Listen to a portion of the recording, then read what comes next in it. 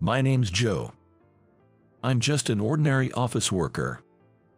I haven't made much headway in my career, now at 41, but I have an irreplaceable family. I met my wife, Amy, 15 years ago, and we got married.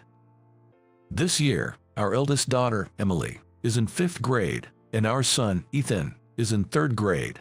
I've been living a happy life, blessed with children. But suddenly, I was thrown into the abyss. It all started with a call from my manager, Keith. "Joe, I need you to go out of state for a bit to acquire some new clients. Can you handle it?" He asked me to go on a business trip for about 2 weeks. "Sure, no problem. Sorry to always ask you, especially with kids at home. Thanks, I appreciate it." After getting home, I told Amy about the business trip. Then, turning to my kids, I nervously asked, "So, I'll bring back some souvenirs. What would you like?" Ethan looked up at me, slightly puzzled. It felt awkward. When was the last time I really talked with my kids? "Emily, what about you? Anything you want?" I asked her, but she just replied, "Whatever," without even looking at me, her eyes fixed on the television.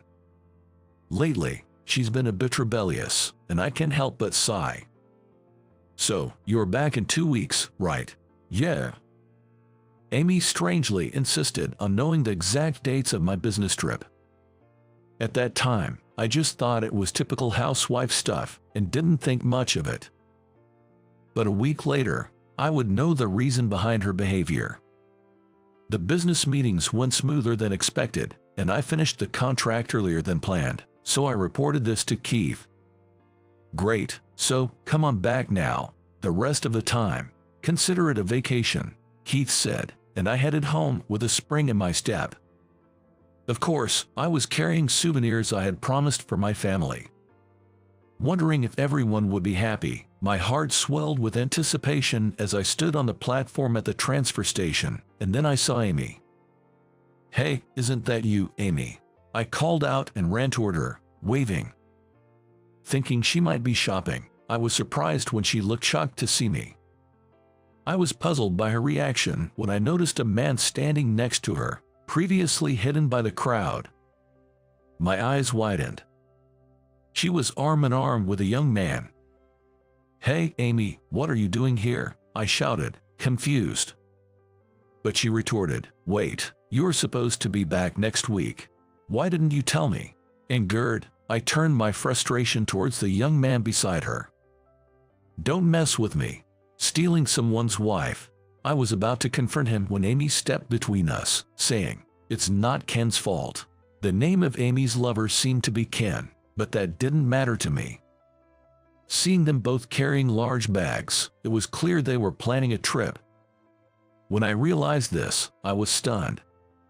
"You mean to tell me you left the kids alone?" When I said that, she, either defiant or amused, suddenly started laughing. "They're old enough to stay home alone now."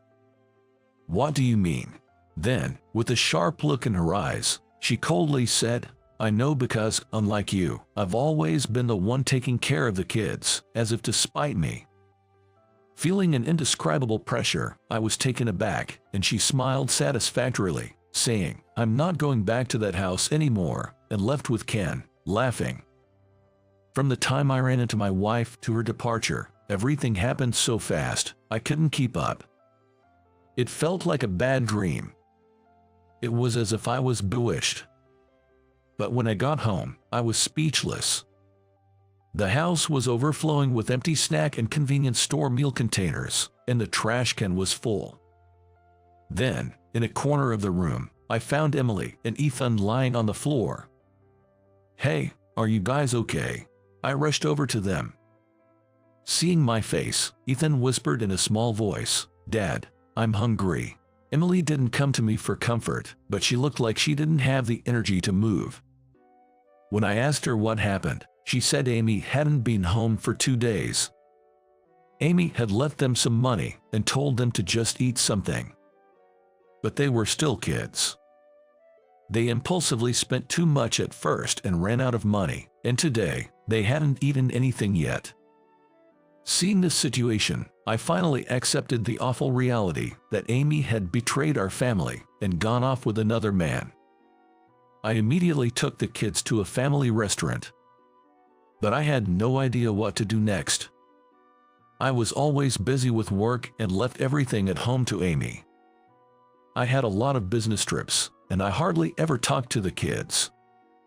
Even when I tried to initiate a conversation, they both remained unnaturally tense.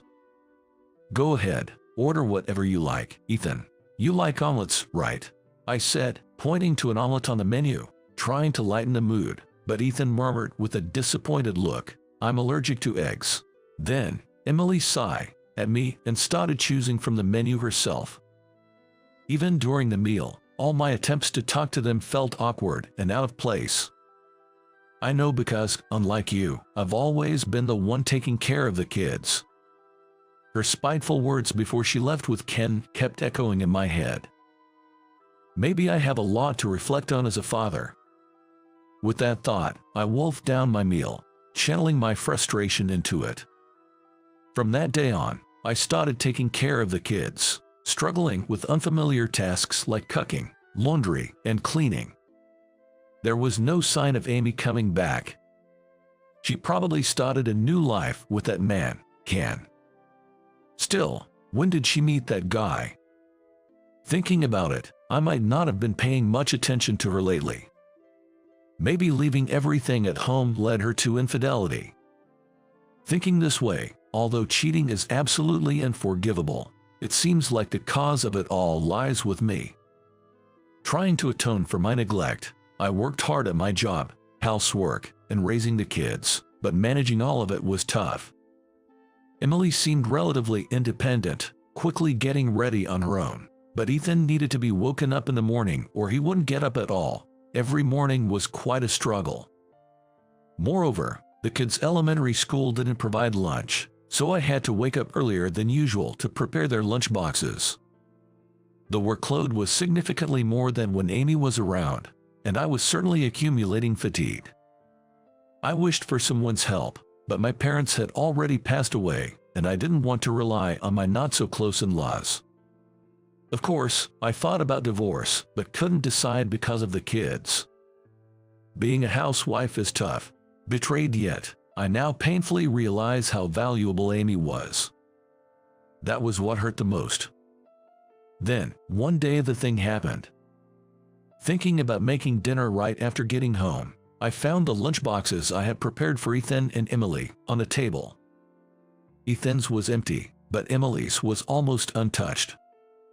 I called Emily into the room and asked her why she left it. Maybe it was a fatigue from work, but I was a bit irritated. Perhaps offended by my tone, she shouted, "Dad's lunches are all brown and embarrassing." That ticked me off. I woke up early to make it, and that's the thanks I get. "What do you mean? Don't start playing dad now." What followed was a mudslinging argument between us. We both said things we had never said before. Hearing the noise, Ethan came in with a near-tearful face, saying, "Both of you, please stop fighting." Emily ran back to her room like she was escaping and didn't come out, even after I made and served dinner. Reluctantly, Ethan and I had dinner together, and then he said to me, "She acts grown up most of the time, but she still has her kindergarten-like moments." Apparently, he had heard our argument. "Really? Yeah, she's already in 5th grade but still uses a cartoon character lunchbox." Now that he mentioned it, her lunchbox did indeed look like something a kindergartner would like. I remembered. Back when she was about to start elementary school. When we went to a nearby store to buy a lunchbox, I asked her which one she liked. She chose one with a cartoon character on it. I could picture Emily's happy face at that time. I thought she was all grown up now. She's using a new lunchbox now, but her love for cute things hadn't changed at all. I realized I still hadn't noticed these little things about her. After dinner, I started preparing for tomorrow's lunchboxes. I searched on my cell phone and decided to make cute character lunchboxes for Ethan and Emily. Honestly, they weren't exactly cute, but I managed to get the shapes right and pack them into the lunchboxes. The next day, after returning from work and thinking about washing their lunchboxes, I found them already washed and neatly drying on the sink. Then Emily came up to me and said, "Welcome back. I'm sorry about yesterday," she apologized to me. Stunned, I listened as Emily spoke in a soft voice. "Thanks for the lunch. It was really cute. And from today, Ethan and I will do the dishes. You can rest a bit, Dad." She then quickly ran back to her room. Tears welled up in my eyes. Emily and Ethan had grown up more than I had realized. Nothing could make a parent happier. I knew I had to reflect on neglecting my duties as a father. From that day, I resolved to be more involved with my children. On a weekend, a week later, I made a suggestion to the kids. "How about we go to the nearby park tomorrow, Sunday, and play catch? We'll bring lunch too." Catch? Emily made a face like it was a hassle, but Ethan was excited. "Yeah, catch. Sounds great, let's do it, sis." He convinced her, and she reluctantly agreed to my proposal. Then, the next day, under a clear blue sky, we threw the ball around.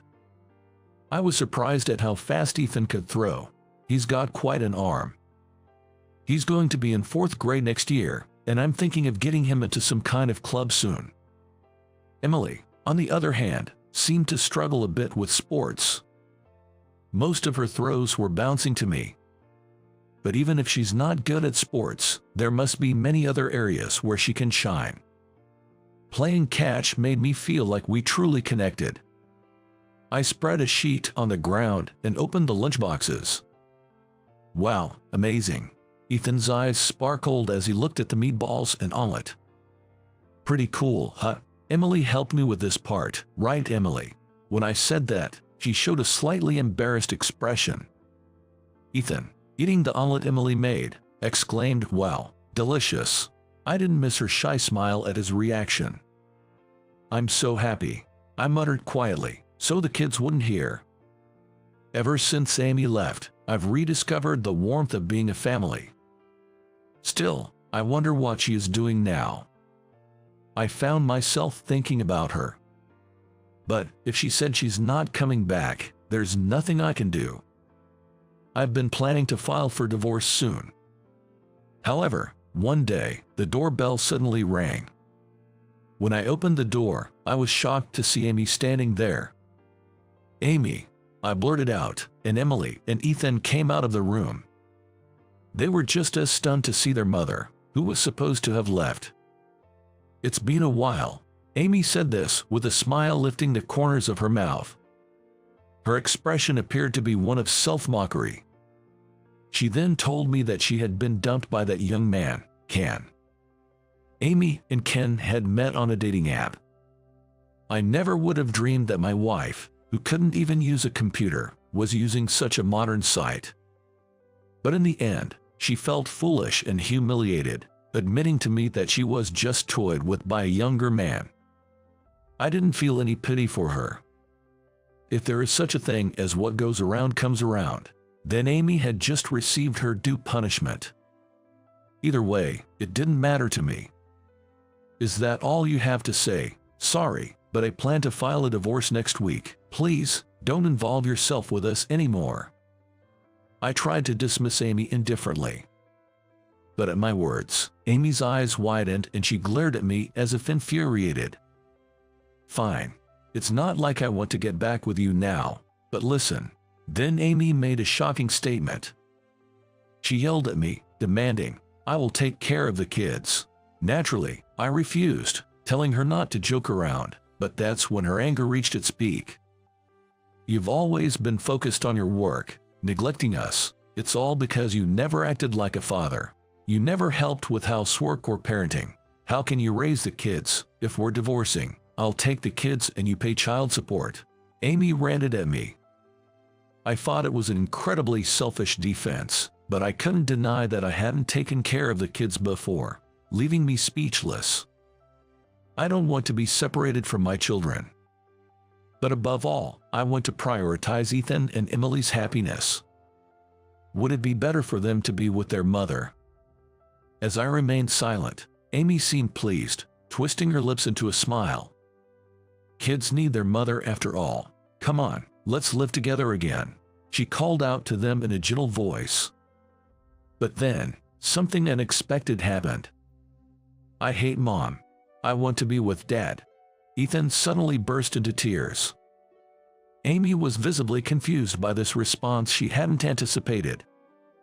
Why, let's live with Mom again, Amy said with a trembling voice, but then Emily declared, I never want to live with Mom again, in clear words. Then Emily revealed something shocking. Mom, I won't let you forget. You always left us at home, brought your lover home while Dad was away, and even tried to make Ethan call him Dad. Tears were overflowing in Emily's eyes. They were tears that seemed painful to speak through. I was shocked and immediately confronted Amy. You did that in front of the kids. It's not, that was. Amy tried to make excuses, but I could never forgive her. However, my anger was alleviated by the children inside the house. Mom, just leave. I want to play catch with Dad again, Ethan shouted, and then Emily, with a trembling voice, added, We'll live as a family of 3. Mom, please leave by yourself, as tears kept dripping down her cheeks. Amy stood there in a daze, looking deeply hurt by the children's words. Eventually, with a look of dejection, she dropped her shoulders and left without saying anything. I immediately rushed to the kids. They continued to cry. Their tears might also have been from the guilt of driving their own mother away. I hugged them and resolved once again to raise the kids by myself. Months later, on Father's Day, I received a portrait from the kids for the first time. The picture had "Thank you for always" written on it. Ethan's drawing was adorable, but I was amazed at how good Emily's was. For a moment, I thought it had been drawn by a professional cartoonist. I want to do drawing as a job in the future. I'm still not good at it yet, though, Emily said. She shared her precious dream with me. I told her, you can definitely make it, and supported her dream. I plan to treasure this picture I received from Ethan and Emily for a lifetime. And I want to continue watching over their growth, right by their side.